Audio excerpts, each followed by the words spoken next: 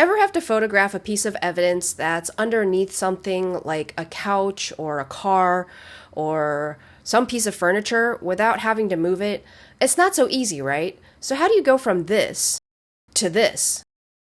Well, the answer is off-camera flash. Now, most of the time, we're used to having our flash right on top of the camera. Boom, quick and easy, just like that. But sometimes it just won't cut it. When you're shooting evidence that's in a tight space, or if you need to show depth and detail, like when you're taking comparison quality photographs, you need to be able to have light coming from a different angle. That's where off-camera flash comes in handy. There are two main methods to do this, and let's start with the first one. The flash sync cable, kind of like this, is basically a cord that connects your flash to your camera, kind of like those old school telephones that some of us grew up with. Remember those? Now, it's pretty straightforward. You want to take one end and connect that to your camera's hot shoe. And the other end is going to attach to your flash.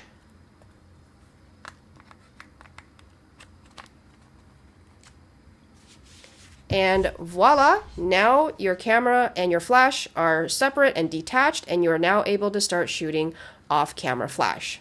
One thing to keep in mind is you want to get a cable that's at least 6 feet in length. A lot of them come coiled like this, so you want to make sure that it's already long enough before it starts to stretch out. Brands like Canon and Sony, Nikon, they all make their own, but there are third-party companies like Velo that also make great options and sometimes are more affordable. Just be careful though, if you are using a cable, not to let the cable swing into your shot, or worse, pull on your camera and setup and knock your camera into your evidence.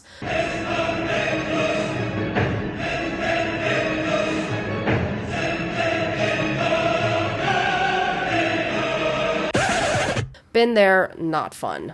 Now, the second method is to use a wireless flash transmitter. This is an absolute game changer and my go-to. So you put your flash transmitter onto your camera's hot shoe just like you would with the flash itself. Now, there are a couple of settings you have to change to set your flash as the receiver, but once it's done, your flash is now free to roam wherever you need it. It's like going from a landline to your first cordless phone. Total freedom. You can now light under furniture, behind objects, wherever you need it to be, with no cables and no tripping. Just clean, controlled lighting. Now, the caveat to this is to first check to make sure your flash is able to receive wireless signals. Most of the newer flash models are capable of being used wirelessly, and most camera brands will have their own wireless flash triggers, but there are third-party brands like Yongnuo, Godox, and even Velo that make their own flash transmitters.